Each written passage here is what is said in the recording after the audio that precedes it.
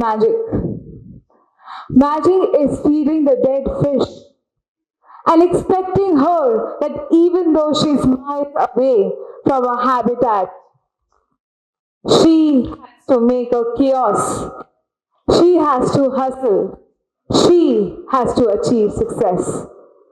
Connecting this beautiful metaphor to today's TEDxJIMS Rohini's theme, Seeds of Transformation, Cultivating Minds and Connecting Worlds. I would like you to be with me on a journey of 15 minutes to explore mental health and ask an introspective question of who you are and who you want to be. Chapter 1. Planting the Seeds of Transformation, Setting up the Platform. I decided to become a psychologist only when I was in 8th grade, inspired much by my aunt's pursuance of psychology in time when psychology was considered a joke and it was undergoing turbulence toppled with sparkles of stigma and shame. At age of 14, I decided on a career against my family's legacy in the profession of law. It was simple. A girl with a dream to change the world with love, kindness, and compassion. To determine going the change, I earned a degree in Master of Psychology in 2017 and led on to develop one of the OG mental health organizations catering to therapy and mental health acceptance. A sign of goodwill happened when exactly after my first community outreach program, Mental Health Act 2017 was announced. A truly treasurable moment. When I had my organization in place, I was driven by a motive that I wanted to make mental health treatment, support, and awareness as accessible as a Wi-Fi. I took up this responsibility of educating people that mental health is an equal partner to physical health in the temple of body. Can you imagine a world without internet connection? Now imagine a world without mental well-being. Through talks, workshops, theatre, open mic, street plays, and much more, I reached out to people.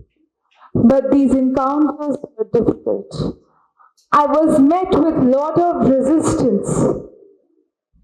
But then something remarkable happened.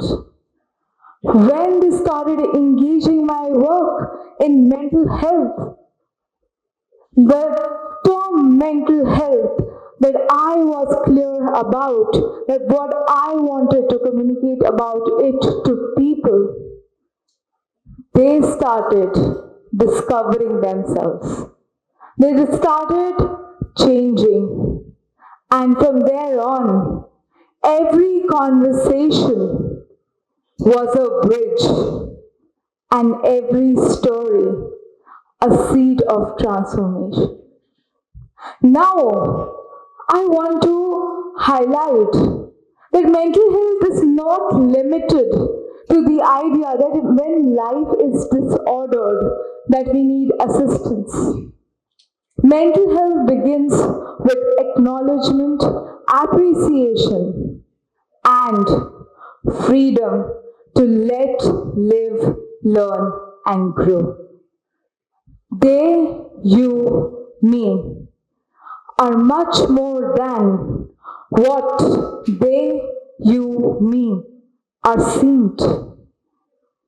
But when I was doing all of this, I thought I was thriving in my own hustle. Little did I notice that I was only limited to privilege and choice. Another chapter was yet to occur. Chapter 2. Cultivating minds, connecting worlds. A seed of exchange of transformation.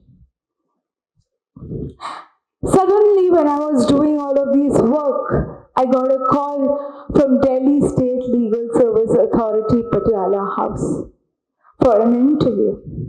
Processes happened, and I was appointed to counsel and reform young children. Young children? Yes, young children in conflict with law. 2nd September 2017, I reported to my new office, Juvenile Justice Board 2 and Prayas Observation Home for Boys, Firosha Kotla. I had expected that I'll be pursuing systematic challenges, but what amused me was my workspace. 1 table, 3 chairs, exactly outside men's washroom. Smell of judgment, literally and metaphorically. Here my father taught me that argument will not take you places. Actual fire in the mountain will happen with credibility of your work and when you will make a difference. Then came my clients, boys from the age group of 8 to 16 years, guarded by lawyers and families in distress, trying to save and reframe their identities, which was framed otherwise. A 23-year-old woman with 100 kgs of weight and an unstable working space had to deal with stable, permanent and ever-going issues of drug addiction, theft, murder and much more. They said similar stories that factors like poverty, generational trauma, migration, and a constant hip need to become a part of the pop of urban culture. It influenced their fight to survive, substance abuse, and adjusting to toxic employment conditions. They were left with nothing but to live lives with second morals. Now comes the second perspective. It was from his side. He wanted to be belonged. He wanted to be attended to. He wanted to pursue geography and history and not science. He wanted to feel safe. A list of basic motivations. Familiar with Maslow's hierarchy of need? It is amazing to wonder that we are always prompted to fulfill our beneficial needs and not the deficient ones. Because that too hold power to make a difference, and not every difference is same. An introspection of seeds of transformation or cultivating minds. When individual, family and group counseling, it came that he had to be facilitated in certain areas and how to go about it. We charted out simple methods. One of it was that if he wants to study geography and history and money is a cringe, then just go to the monuments. Just go live the moment there. I want to share a small clip of that. Just envision that women had so many cases that I cannot tell you. Abuse, assaults, abandonment. But what happened instead? The man was not challenged. She cried. She used to cry a lot. And then she started to become a mock dummy. Laughter used to fill in the courtroom when she used to cry. Imagine, we as humans, are we gaining or are we losing? The idea that I had settled then was that I don't just have to counsel her and make her better, but also to make these men and women in the courtroom understand that crying is not just a sign of what? Weakness?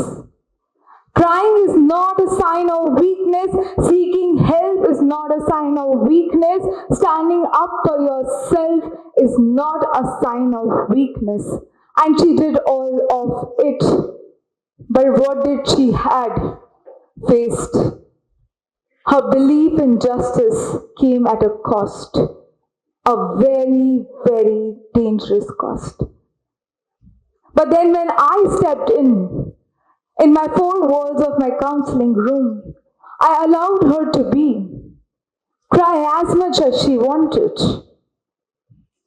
And then soon we saw her crying reducing. She got insights and answers. She started writing court representations, which her lawyer's incapacity had denied. My responsibility alongside a therapist was also to find the correct person to represent her in the court. She had to testify for a case. And again, the crying spells happened. But then I just went and she held my hand tightly, trembling. And I kept my hand over hers. And I saw a difference. That one hand of support helped her find herself as a worthy individual. Today, she is an independent woman living in Bangalore, working as a corporate and English trainer in MNCs. When for my course I was in Bangalore and she got to know that I am there, she went crazy happy. She came running to me just to do one thing, to hug me. And that is therapeutic outrage. When we restore ideas of life, friendship, living, and love.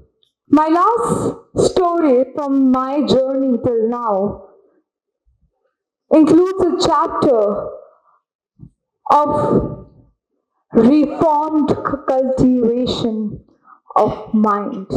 I partnered with Tihar Jail and this time Legal Aid Services High Court to treat undertrials of Tihar Jail.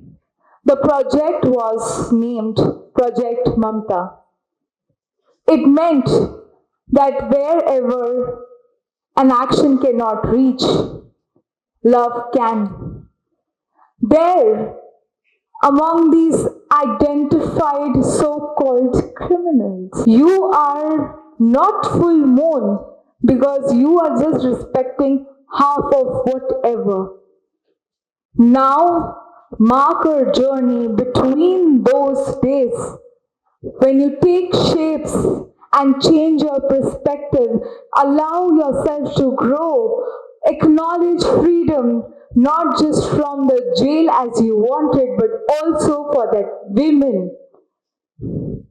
Also for that women who you have put in jail of your guarded conditions. Let her, maybe tomorrow, she saves a life like I am for people like you. And this brings me to the last conclusion, that today we are not taught to be sensitive. The structural pull of constructive education is lacking the idea of empathy, is lacking the idea of being kind. We are today just concerned with the idea that cultivates calculated creativity for success. Just imagine, we are handcuffing our creativity by the learned creativity of some other human. Decision is yours now. Mental health is everywhere. Every story, every reality. The change is now you and me coming together to redefine seeds of transformation, cultivating minds and connecting world. Thank you. That's my time. Jigyasa Tandon.